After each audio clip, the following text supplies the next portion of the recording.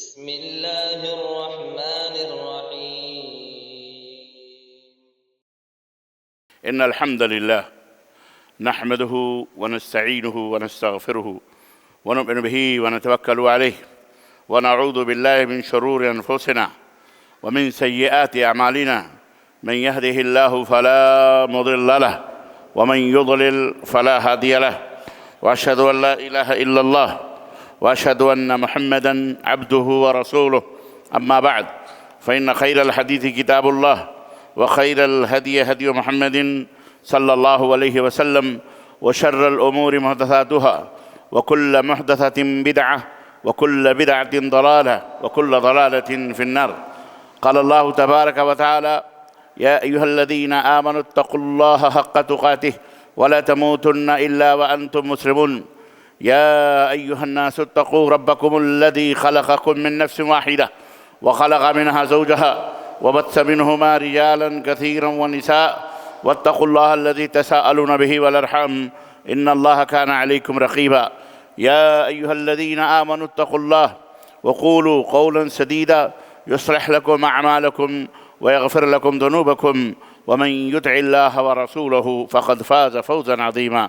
اللهم صل على محمد وعلى آل محمد كما صليت على إبراهيم وعلى آل إبراهيم إنك حميد مجيد. اللهم بارك على محمد وعلى آل محمد كما باركت على إبراهيم وعلى آل إبراهيم إنك حميد مجيد. تمام قسم کی حمد و ثنا، کبریائی اور بڑائی اس اللہ عز و جل کے لیے لائق و زیبا ہے جس سے ہمیں اور آپ کو پیدا فرمایا، اور بیش بہا درود و سلام اس ذات مبارکہ مطہرہ پر جن کا نام نامی اسم گرامی احمد مجتبیٰ محمد مصطفیٰ صلی اللہ علیہ وسلم ہے۔ برادران اسلام، نوجوان دوستوں، بزرگوں اور بھائیوں، رمضان المبارک کی آج 9ویں تاریخ، 9واں روزہ 1447 2026 عیسوی کے کا یہ عظیم الشان مبارک مہینہ ہم سے پہلا عشرہ، آج یوں سمجھیے ہم سے یہ پہلا عشرہ یعنی پہلا دہا رمضان المبارک کا ہم سے رفتہ رفتہ رخصت ہو رہا ہے۔ چند لمحے، چند گھڑیاں باقی ہیں اور باقی 2 عشرے رہ گئے ہیں۔ اللہ رب العزت نے فعدۃ من ایام اخر، اللہ رب العزت ایام معدودات فرمایا، ایام معدودات، یہ جو روزے تمہارے اوپر فرض ہیں ایام معدودات، چند گنے چنے دن ہیں۔ یہ ایک اسکول، ایک مدرسہ، ایک تھاٹ ہے جس میں ہم اپنے نفس کو، اپنے آپ کو، اپنے کانوں کو، اپنے آنکھوں کو، اپنے ہاتھوں کو، اپنے پیروں کو درست کرتے ہیں اللہ کی رضا کے لیے، اللہ کو خوش کرنے کے لیے۔ روزہ صرف کھانے اور پینے کے چھوڑنے کا نام نہیں ہے، بلکہ روزہ یہ ہے کہ وہ تمام منہیات، وہ تمام منکرات، وہ تمام باتیں جس سے جو اللہ کو ناراض کرنے والی ہیں، وہ تمام چیزیں جو رسول اللہ صلی اللہ علیہ وسلم کی لائی ہوئی شریعت مطہرہ کے خلاف ہیں، ان تمام سب چیزوں کو ترک کر دیا جائے۔ یوں تو زندگی میں ہمیشہ ترک کرنا چاہیے، لیکن کم از کم رمضان المبارک کے جو مہمان ہے، اس مہمان کی تقریب میں، اس کی عزت میں، کم از کم جس طرح گھر میں شرارتی بچے بھی اگر گھر میں کوئی مہمان آ جائے تو کس طرح سے شریف بن جاتے ہیں اور کم از کم شرافت کا مظاہرہ کرتے ہیں، کم از کم کیوں؟ اس لیے کہ مہمان کی عزت ہے، مہمان کی قدر کرتے ہوئے۔ ایسے ہی رمضان المبارک کی قدر کرتے ہوئے آپ حضرات براہ کرم ہم کو چاہیے کہ ہم اس ماہ مبارک کی عزت میں وہ کام ہرگز نہ کریں جو اللہ تبارک تعالیٰ کو ناراض کرنے والی ہوں، یا اللہ اس کے رسول کے بتائے ہوئے طریقے کے خلاف۔ رمضان المبارک کے آپ کو پتہ ہے کہ اللہ تبارک و تعالیٰ نے کسی بھی چیز کو ایسے ہی کسی بھی شخص کے اوپر واجب یا ضروری یا فرض قرار نہیں دیا، بلکہ ہر چیز کا ایک نظم ہے اور ایک قاعدہ اور قانون ہے۔ نماز ہم پڑھتے ہیں، ظاہر ہے نماز پڑھنے کا ایک اصول ہے، ایک قاعدہ ہے۔ ہم اللہ تبارک و تعالیٰ کے اوپر ایمان لاتے ہیں، ہم جیسے تیسے اللہ کے اوپر ایمان لانے کا، اللہ تعالیٰ کو جیسے تیسے اللہ رب العزت پر ایمان لے آئیں اور یہ کہہ دیں کہ کوئی بات نہیں، ہم تو ایسے ہی ایمان لائیں گے، ہم تو ایسے ہی اللہ تعالیٰ کے بارے میں کہیں گے، ہم تو اللہ کے بارے میں ایسے ہی سوچیں گے، ایسا ہرگز نہیں ہے۔ ہر چیز کے لیے اصول ہیں، قاعدے ہیں، ضابطے ہیں۔ بالکل اللہ رب العزت نے ایمان اور عقیدے سے لے کر کے تمام فرائض اور واجبات اور تمام دین کو ایک اصول اور قاعدہ بتایا ہے، اور وہ سارے قاعدے اللہ اور اس کے رسول کے بنائی ہوئی شریعت کے اندر موجود ہیں۔ اور ہر ایک انسان کو اسلام لانے کے بعد میں ہر ایک انسان کو، ہر ایک مسلمان کو، مرد ہو یا عورت، اسی قاعدے اور قانون کے تحت اپنی زندگی کو گزارنا ہے، اور اسی قاعدے اور قانون کے تحت اللہ کو راضی اور خوش کرنا ہے جس قاعدے اور قانون سے اللہ تبارک تعالیٰ نے ہمیں حکم دیا ہے۔ ورنہ ہم اپنی مرضی سے کوئی کام کریں گے تو وہ چیز ہمارے منہ کے اوپر مار دی جائے گی، جیسا کہ اللہ تعالیٰ نے قرآن کریم میں فرمایا کہ وَمَن يَبْتَغِ غَيْرَ الْإِسْلَامِ دِينًا فَلَن يُقْبَلَ مِنْهُ وَهُوَ فِي الْآخِرَةِ مِنَ الْخَاسِرِينَ۔ اپنے لائے ہوئی طبیعتوں کے مطابق اگر تم نے کسی بات کے اوپر عمل کیا، اسلام نہیں ہوگا وہ، یعنی اسلام کا ٹھپا، یعنی اللہ اور اس کے رسول کی مہر نہیں ہوگی تو وہ عمل وَمَن يَبْتَغِ غَيْرَ الْإِسْلَامِ دِينًا، جسے آپ دین سمجھ کر عمل کر رہے ہیں اور وہ اسلام نہیں ہے، اللہ اور اس کے رسول کی مہر نہیں لگی ہے، قرآن و سنت میں وہ موجود نہیں ہے، تو وہ کیا ہے؟ فَلَن يُقْبَلَ مِنْهُ فَلَن يُقْبَلَ مِنْهُ، ہرگز وہ عمل قبول نہیں ہوگا، وہ دین قبول نہیں کیا جائے گا، وَهُوَ فِي الْآخِرَةِ مِنَ الْخَاسِرِينَ، اور وہ آخرت میں گھاٹا اور خسارہ اٹھانے والوں میں سے ہوگا۔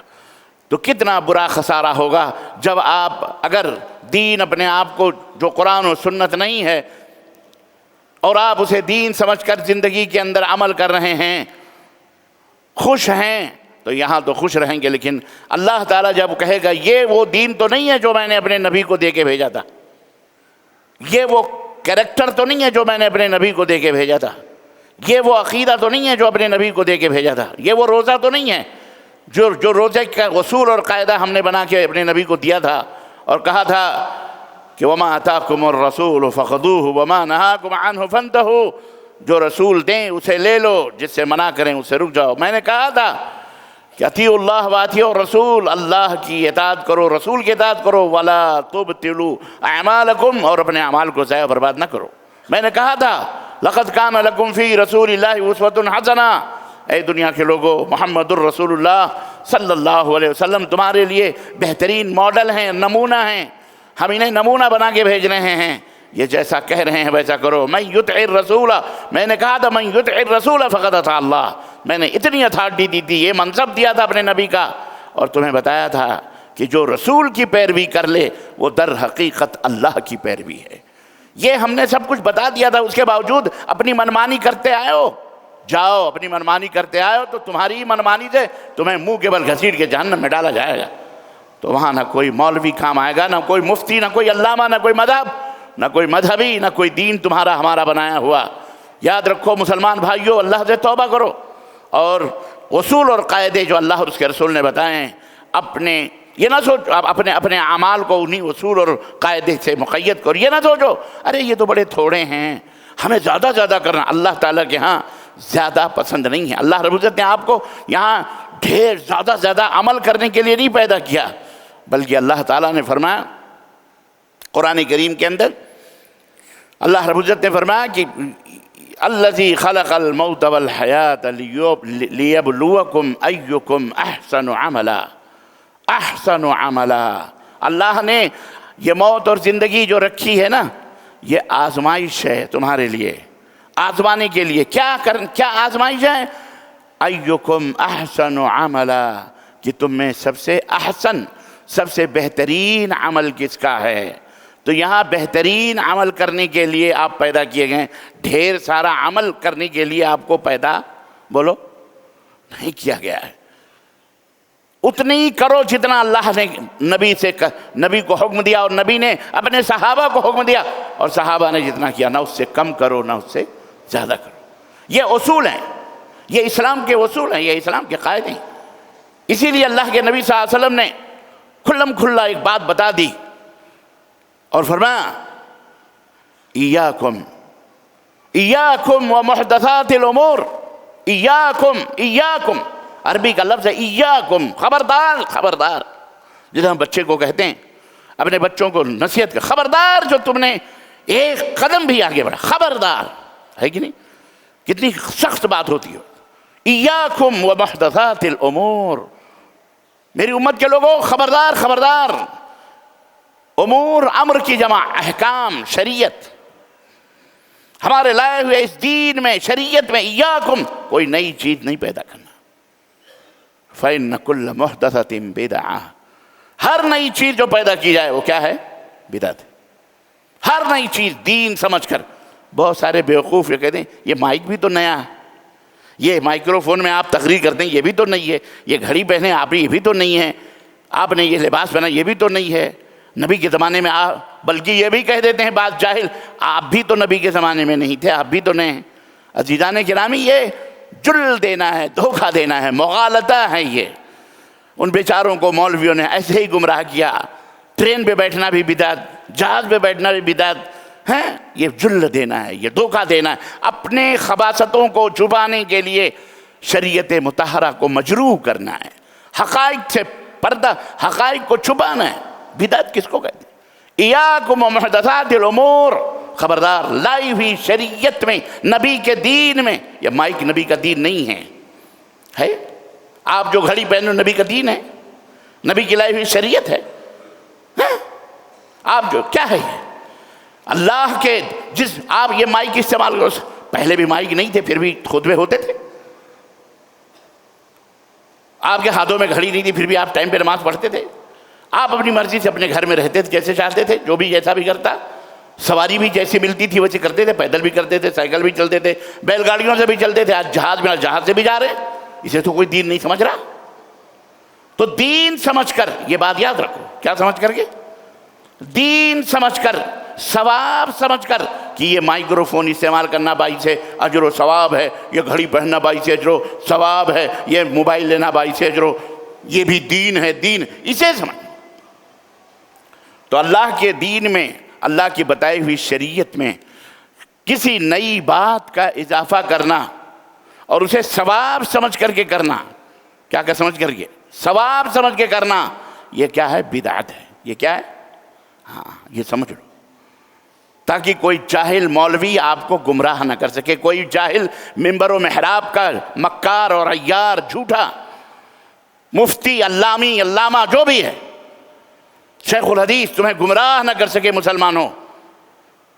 اور اگر میں غلط بولتا ہوں تو مجھے پکڑو, جی مجھے پوچھئے آپ, میں آپ کا غلام ہوں, خادم ہوں, دین کا خادم ہوں. یہ میرا فرض بنتا ہے کہ میں دلائل سے بات کرتے ہوئے آپ سے قرآن و سنت کی بات کروں. یہ میری ذمہ داری ہے. اگر میں قرآن و سنت سے آپ کی تربیت اور اللہ اس کے رسول کی باتوں سے آپ کے ایمان کی اصلاح نہ کروں تو میں کوئی خطیب نہیں, میں کوئی مولوی نہیں, میں کوئی علامی علامہ نہیں, میں کوئی شیخ الحدیث نہیں, میں کوئی پرہیزگار نہیں, میں مکار اور عیار ہوں. بات سمجھ میں آ رہی کہ نہیں آ رہی؟ وہ تمہارا کسی کا بھی نہیں ہے, وہ اللہ کا. جو اللہ کا نہ ہو, جو اللہ کے دین کا نہ ہو, وہ آپ کا ہو سکتا ہے؟ بولو, وہ آپ کا ہو سکتا ہے؟ وہ نہیں ہو سکتا ہے. اس لیے بہت چھانٹ پھٹک کر, اس دنیا فتنوں سے بھری پڑی ہوئی ہے, بہت چھانٹ پھٹک کر اپنے اسلام کو لینا ہے, اپنے دین کے اوپر عمل کرنا ہے, اپنے رسول صلی اللہ علیہ وسلم کی قیادت اور آپ کی لیڈرشپ میں اور آپ کی امامت میں اور آپ کی رہنمائی میں اپنی زندگی کو گزارنا ہے. حفت الجنت بالمکارہ, کیونکہ جنت کے راستے آسان نہیں ہیں. جنت کے راستے آسان نہیں ہیں. اللہ کے نبی نے فرمایا حفت الجنت بالمکارہ, جنت کو ناپسندیدہ چیزوں سے, مشقتوں سے گھیر دیا گیا ہے. وہاں چلنے کے لیے, اس تک پہنچنے کے لیے آپ کو پتا ہے لوگوں نے گردنوں کے نذرانے پیش کیے ہیں, خون بہائے ہیں, اپنے آل اولاد کو اللہ کی راہ میں قربان کیا ہے. جیسے آپ اس وقت بھوک اور پیاس برداشت کر کے اپنے نفس کے چاہتوں کو, خواہشات کو آپ نے دبایا ہوا ہے, قربان کر رہے ہیں آپ. یہ کوئی بہت بڑی چیز تو نہیں ہے, سر اور خون کے مقابلے میں اس کی کیا حیثیت ہے, لیکن چھوٹا سا ایک نمونہ ہے. ایسے ہی ہمارے اسلاف نے اس دین کو پر عمل کرنے کے لیے بہت قربانیاں دی ہیں. میرے عزیزو, آج ہمیں بھی قربانی دینے کی ضرورت ہے. رمضان المبارک کا یہ مبارک مہینہ ہمیں یہی بتاتا, ہر ایک کے اوپر روزے فرض نہیں ہیں, روزے بھی ہر ایک کے اوپر ضروری نہیں ہیں. اللہ اللہ, روزے کے لیے ضروری ہے کہ روزے کے لیے کچھ چیزیں اہم ہوں. مثلا روزہ رمضان کا ہر مہینے میں فرض نہیں ہے, بلکہ اس کے لیے روزہ کب فرض ہے؟ جب ماہ رمضان آئے گا تب فرض ہے کہ نہیں؟ جب ماہ رمضان آئے گا تب روزہ فرض ہے. اب کوئی یہ کہے ماہ رمضان آئے نہ آئے, میں ربیع الاول میں رمضان کے مہینے کا روزہ رکھ لوں گا, ایک مہینہ تو میرے لیے رمضان کا روزہ کافی ہو جائے گا, تو اس کی یہ منمانی چلے گی؟ بولو, اور وہ یہ کہے میں یار روزے ہی تو رکھ رہا ہوں، جیسے رمضان کے روزے رکھ رہا ہوں اسی تو رکھ رہا ہوں، بھوک سے، پیاس سے، بیوی سے، سب چیز سے تو بچ رہا ہوں، تو کون سا غلط کر رہا ہوں؟ تو اس کی منمانی چلے گی؟ چلا لو، کہہ دو پھر روزے ہم نہیں رکھیں گے رمضان کے، ہم نے ماہ ربیع الاول کے، ماہ سفر کے، ماہ محرم کے روزے رکھ دیے، ختم۔ جمعے کا دن ہے، جمعے کی نماز آپ کے اوپر 2 رکعت فرض ہے، آپ کل 2 رکعت نماز کہیں کہ ہم آج جمعے کے دن نماز پڑھیں گے 2 رکعت، تو آپ کی وہ 4 رکعت جو عام دنوں میں ظہر کی ہوتی ہے وہ معاف ہو جائے گی۔ جیسے جمعے کے دن 2 رکعت پڑھ کر کے آپ فارغ ہو جاتے ہو اور آپ کی 4 معاف ہو جاتی ہے، ایسے ہی ہفتے کو معاف ہو جائے گی، کر لیجئے۔ یہ منمانی کرنے والے، دین کے اندر نئی نئی چیزیں پیدا کرنے والے، شکلیں صورتیں مختلف دنیا کے اندر اس کی موجود ہیں، ایک شکل و صورت ان بدعتوں کی نہیں ہوتی۔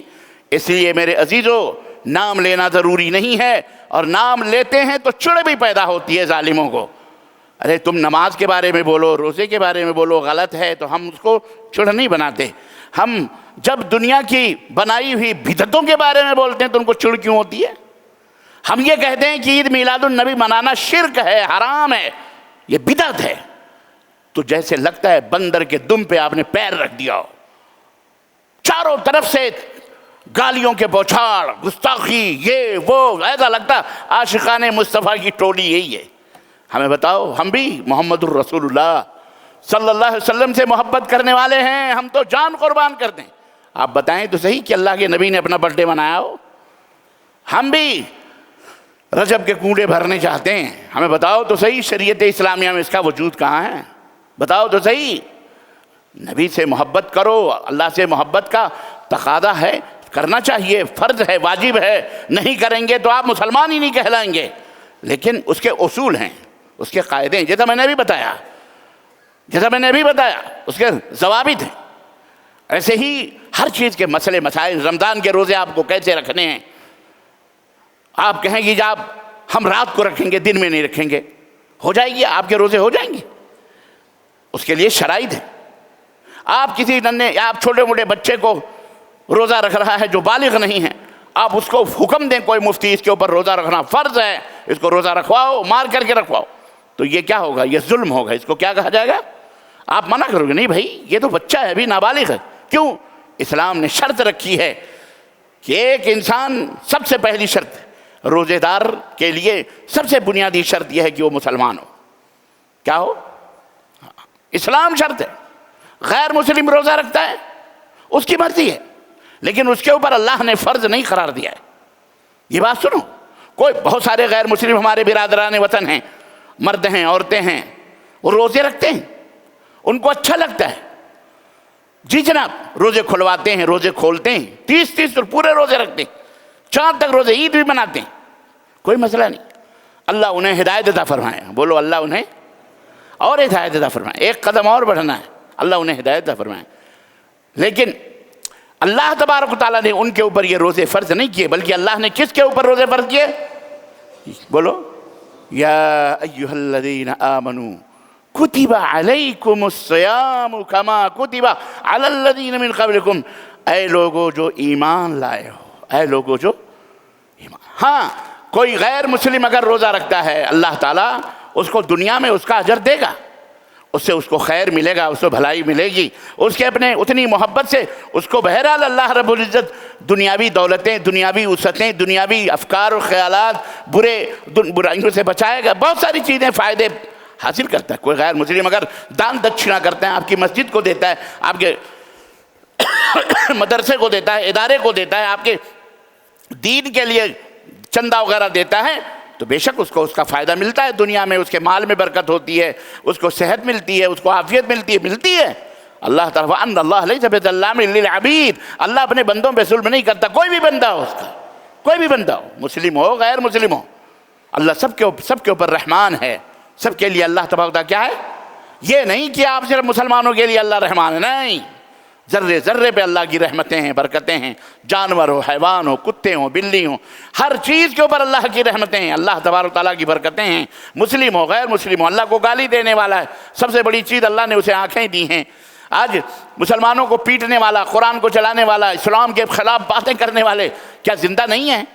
جی رہے ہیں کہ نہیں جی رہے ہیں؟ جی رہے ہیں۔ انہیں اللہ موقع دیتا ہے، انہیں موقع دیتا، اور ہم کو اللہ تبارک تعالیٰ نے کھا پی کر کے مشٹنڈا بن کے مونچھ پہ تاؤ دے کے ٹوپی لگا کے گھومنے کا حکم نہیں دیا۔ ہم کو یہ حکم دیا کہ ہمارے اسلام کو ان بے دین غیر مسلموں تک پہنچاؤ۔ تمہاری جتنی بھی وسعت ہے، تمہاری جتنی بھی طاقت ہے، مال کے ذریعے، دولت کے ذریعے، زبان کے ذریعے، تقریر کے ذریعے، تحریر کے ذریعے، میڈیا کے ذریعے، قلم کے ذریعے، جو بھی طاقت ہے، آپ اپنے اخلاق کے ذریعے، اپنے کردار کے ذریعے سے، اپنے کیریکٹر کے ذریعے سے، چلتے پھرتے تمہیں دیکھنے والا کہے یہ مسلمان جا رہا ہے۔ معاملات اور چیزوں کے اندر یہ مسلمان ہے، اس کے اوپر بھروسہ کرو۔ اللہ اکبر۔ ایک وہ زمانے تھے کہ لوگ اپنی امانتیں مسلمانوں کو دیا کرتے تھے۔ رسول اللہ صلی اللہ علیہ وسلم توحید کا پیغام بھی دے رہے ہیں، دعوت بھی دے رہے ہیں، اور سارے کفار، اکثر و بیشتر کفار مکہ کی امانتیں، پیسے، زیورات، سونے چاندی، جو بھی قیمتی چیزیں تھیں، وہ پیغمبر اسلام حضرت محمد الرسول اللہ صلی اللہ علیہ وسلم کے پاس رکھی تھی۔ آپ کو یاد ہونا چاہیے، سیرت کا یہ بڑا حسین اور بڑا سنہری باب ہے کہ جب نبی کائنات نے ہجرت کا ارادہ فرمایا تو سیدنا علی مرتضیٰ رضی اللہ تعالیٰ عنہ، داماد اپنے چچیرے بھائی حضرت سیدنا علی بن ابی طالب رضی اللہ تعالیٰ عنہ کو کیوں آپ نے اپنے بسترے پر سلایا؟ جبکہ آپ جانتے تھے، آپ کو بتایا گیا تھا، آپ نے دیکھا بھی باہر نکل کر کہ نوجوانان کفار میرے کاشانے کا، میری جھوپڑی کا، میرے گھر کا چاروں طرف سے محاصرہ کیے ہوئے قبیلے کے سردار کے نوجوان، ہاتھوں میں ننگی تلواریں، کہ آج کی رات محمد الرسول اللہ صلی اللہ علیہ وسلم کا کام تمام کر دیا جائے گا، یہ فتنہ نعوذ باللہ ان کی نظر میں اس فتنے کو ختم کر دیا جائے گا۔ یہ مشرک کی یہی پہچان ہے، مشرک کی یہی پہچان ہے، جب اس کو جواب نہیں بن پڑتا تو مار پیٹ پہ آتا ہے، بول خلاتا ہے، گھبراتا ہے، بلبلاتا ہے، کسی طرح سے تم کو مٹانے کی کوشش کرتا ہے، جیسے آج ہو رہا ہے، بلبلا رہے ہیں۔ مسلمان چپ ہے، تمہاری چپی ان کے لیے موت ہے، تمہارا صبر ان کے لیے موت ہے انشاءاللہ تبارک و تعالی۔ نہ گھبراؤ مسلمانوں، ابھی اسلام زندہ ہے، ابھی قرآن باقی ہے، اور یہ قیامت تک باقی رہے گا۔ ہاں مٹ گئے، مٹتے ہیں، مٹ جائیں گے آدھا تیرے، نہ مٹا ہے نہ مٹے گا کبھی چرچا تیرا۔ اللہ اس کے رسول کے چرچے کبھی بلد نہیں ہوں گے۔ جس دن ہم جائیں گے تو ہمارے ساتھ ساتھ یہ سورج بھی جائے گا، یہ چاند بھی جائے گا، یہ زمین کی بساط اور بسترے لپیٹ دیے جائیں گے۔ جن عیش و عشرت کے اندر یہ آج سانسیں لے رہے ہیں عزیزو، ختم ہو جائیں گے۔ اس لیے آپ اپنے رتبے، اپنے مقام کو سمجھیے۔ تو آپ کو اسی لیے پیدا کیا گیا، بنایا گیا ہے۔ اللہ کے نبی کریم، اللہ کے نبی صلی اللہ علیہ وسلم کے وہاں امانتیں ہوتی تھیں، مسلمان وہ تھے۔ آپ نے یہ کردار اپنایا کہ حضرت علی بن رضی اللہ تعالیٰ عنہ کو فرمایا آپ میرے بسترے پر آرام کریں، آج کی رات میں مکہ چھوڑ کر مدینہ ہجرت کرنے والا ہوں۔ آپ کو پتہ ہے چاروں طرف سے کفار گھیرے ہوئے ہیں۔ اللہ اکبر۔ اللہ نے ان کی آنکھوں کو اندھا کیا، اپنے نبی کو حضرت ابوبکر کے ساتھ ہجرت کے اوپر بھیج دیا۔ حضرت علی چادر اوڑھ کر نبی کے بسترے پہ آرام سے سو گئے۔ ہاں دیکھو ایمان کیا ہوتا ہے۔ ایمان ہم لوگ کہتے ہیں بس آمنا، ہم نے کہا رسول اللہ صلی اللہ علیہ وسلم کو ہمارا ایمان ہے، بس بقیہ اپنی مرضی سے جو چاہتے کرتے۔ حضرت علی رضی اللہ تعالیٰ عنہ سے چچیرے بھائی تھے نا، چچیرے بھائی تھے، سگے بھی نہیں، چچیرے بھائی تھے۔ حضرت علی کو بھی معلوم تھا کہ بڑی خطرناک رات ہے اور یہ بسترہ محمد الرسول اللہ صلی اللہ علیہ وسلم کا ہے، اور مجھے اللہ کے نبی چھوڑ کے اکیلے مکے میں جا رہے ہیں، سب ہجرت کر کے چلے گئے۔ اللہ کے نبی نے کہا علی میری چارپائی پہ سو جاؤ، اور جب صبح ہوگی تو یہ امانتیں جو پوٹلیوں میں گٹھریوں میں بندھی ہیں، یہ میرے پاس امانت رکھی ہوئی ہیں، تم بھی صبح آ جانا یہ امانتیں ان کو واپس کر کے، یہ تاکہ میں چلا جاؤں گا تو میرے پیچھے لوگ یہ نہ افواہ اڑائیں کہ محمد جو ہے بھاگ گئے اور ہماری امانتیں بھی لے کے، بولو یہ بہت بڑا داغ لگے گا، ہے کہ نہیں؟ حالانکہ آج ہم اس کو داغ نہیں سمجھتے، اس کو من و سلوہ سمجھتے ہیں۔ تم چلاتے رہو کہ ہمارا غبن کر لیا، ہمارا قرضہ مار لیا، ہمارا بینک بیلنس ختم کر لیا، ہمارے پلاٹ قبضہ کر لیا، ہماری گھر بلڈنگ پہ قبضہ کر رہا ہے، تم چلاتے رہو، اس خبیث کو کوئی فرق نہیں پڑتا، اور اپنے آپ کو مسلمان بھی کہتا مردود، اسے کوئی فرق نہیں پڑتا، کیونکہ وہ جھوٹا مومن ہے، وہ کذاب ہے، وہ مکار، وہ عیار ہے، وہ فرعون اور شداد نمرود سے بھی بدتر ہے، وہ ابو جہل ابو لہب سے بھی بدتر ہے، جو دوسروں کا مال حلال سمجھ کر کے کھا رہا ہے۔ لیکن خیر اللہ کے نبی نے کہا یہ امانتیں ہیں، اسے تمہیں واپس کر کے مکہ مدینہ آنا ہے۔ نبی نے لفظ بلفظ جو فرمایا، علی کے سینے میں وہ الفاظ اترے، خوف ختم ہوا۔ یہ نہیں کہا آپ تو مجھے اکیلے چھوڑ کے جا رہے ہو، آپ کا بستر تو خطرناک ہے، اس بسترے پہ تو تلواریں تھوڑی دیر میں چلیں گی، جب یہ دروازہ کھولیں گے تو میں لیٹا رہوں گا منہ لپیٹ کر کے، تو مجھے تو محمد سمجھ کے قتل کر دیا جائے گا صلی اللہ علیہ وسلم۔ آج ہم ہوتے تو تگڑے بازی کرتے، ادھر سے ادھر ہیج پیج نہیں، چونکہ چرا کی، اس لیے آپ ہمیں قتل کروانا چاہتے ہیں، آپ ہمیں مروانا چاہتے ہیں، آپ نبی ہیں تو کیا ہوا، نعوذ باللہ استغفر۔ لیکن قربان جائیں سیدنا علی بن ابی طالب رضی اللہ تعالی عنہ پر، لفظ لفظ میرے نبی نے کہا سو جاؤ تو سو جائیں گے، صبح اٹھنا ہے، کوئی طاقت مجھے مار سکتی؟ یہ یقین تھا محمد الرسول اللہ صلی اللہ علیہ وسلم کی بات پر کہ نبی نے جو فرمایا ہے اس بات میں کوئی کذب، کوئی جھوٹ، کوئی چیز ہو سکتی؟ ہوگا، 100% وہی ہوگا جو میرے نبی نے کہا ہے۔ میں امانتیں بھی لوٹاؤں گا، مجھے کوئی مار بھی نہیں سکتا، میں زندہ بھی رہوں گا، میں مدینہ واپس بھی جاؤں گا۔ یہ ایمان چاہیے، یہ قوی ایمان۔ تب تلواریں چلتی تھیں تو ادھر ایک تلوار چلتی تھی، ادھر فرشتے آ کر کے ان کی گردنیں اڑا دیتے تھے۔ تب خیبر فتح ہوا، تب اللہ کے نبی نے کہا صبح ہوگی، خیبر فتح کرنے کے لیے صبح ہوئی، کہا صبح ہوگی تو اللہ یہ تلوار خیبر اس کے ہاتھوں میں فتح کرے گا جس سے اللہ بھی محبت کرتا ہے اور اس کا رسول بھی محبت کرتا ہے۔ رات بھر صحابہ کہنے لگے یہ ابو بکر ہوں گے، کوئی کہہ رہا ابو عمر ہوں گے، کوئی کہہ رہا عثمان ہوں گے، کوئی کہہ رہا نہیں السابقون الاولون جو پہلے مسلمان ہوئے، کل یہ تلوار اللہ کے نبی ان کو دیں گے خیبر فتح کرنے کے لیے۔ آپس میں چہمی گوئیاں کرتے کرتے سو گئے۔ صبح فجر کی نماز پڑھائی گئی خیبر میں، نبی کائنات نے کہا این علی، این علی، ہے کلیجے تو منہ کو آگے ہوں گے جو لوگ امیدوں میں بیٹھے تھے کہ ہم سے قلعہ فتح ہوا۔ جھٹ سے صحابہ نے کہا اللہ کے نبی، علی کی آنکھوں میں بڑا درد ہے، علی کی آنکھیں آئی ہوئی ہیں، اللہ کے نبی ہمیں دے دو، یہ شوق ہمیں دے دو، ہمیں دے دو، ہم فتح کریں گے، ہم اپنی جان کی قربانی کریں گے، ہمیں خیبر فتح کرنے کا موقع ملے۔ پھر نبوت کے زبان مبارک سے این علی، علی کہاں ہے؟ پھر وہی الفاظ کہ علی کی آنکھیں، کہا این علی۔ ہے کیا بات تھی، وما ينطق عن الهوى ان هو الا وحی یوحی۔ میرا نبی اپنی طرف سے کوئی بات نہیں کرتا، جب وہ بولتا ہے زبان اس کی ہوتی ہے، حلقوم اس کے ہوتے ہیں، الفاظ پروردگار عالم کے ہوتے ہیں۔ این علی، علی کہاں ہے؟ آئے، بلایا گیا یہ علی، کہا کیا ہوا، کہاں آنکھیں آئی ہیں؟ آپ نے لعاب نکالے آنکھوں میں لگائے۔ حضرت علی کہتے ہیں میری آنکھیں پہلے سے زیادہ اچھی اور روشن ہو گئی ہیں، دیدور ہو گئی میری آنکھیں، میں دیکھنے لگا۔ تلوار سونپی اور کہا علی وہ ہیں جن سے اللہ محبت کرتا ہے، اس کے رسول محبت کرتے ہیں، اللہ ان کے ہاتھوں پہ فتح عطا فرمائے گا۔ یہ ایمان تھا۔ تب اللہ تبارک و تعالیٰ نے یہ نعمتیں برکتیں دی تھیں۔ آج ہمارے پاس وہ ایمان نہیں ہے۔ یہ ایمان پیدا کرو، آج بھی ہو جو براہیم سا ایمان پیدا آگ کر سکتی ہے انداز گلستان پہ۔ عزیزان گرامی، یہی درخواست ہے، یہی خطبوں کا، رمضان کے آنے کا، مسائل کا، روزوں کا، سب یہی مقصد ہے کہ ہمیں اللہ سے محبت پیدا ہو جائے، ہمارے دل ایمان سے بھر جائیں، اللہ اور اس کے رسول ہی کی تابعداری ہی میں ہم مر جائیں، اسی میں جنت ہے، اسی سے دوزخ سے نجات۔ اللہ ہم سب کو اس کی توفیق عطا فرمائے۔ اللہ ہمیں جو زندہ ہیں انہیں صحت و عافیت سے ایمان والی لمبی زندگی عطا فرما۔ اللہ جو وفات پا چکے ہیں کروٹ کروٹ اللہ انہیں جنت عطا فرما۔ اللہ ہماری گردنوں کو، ہمارے مرے ہوئے موتا، ماں باپ، بھائی بہن، اعزا قارب، بیوی بچے، سب کی گردنوں کو جہنم سے آزاد فرما دے مولا۔ اللہ ہمیں جو بیمار ہیں انہیں شفا عطا فرما۔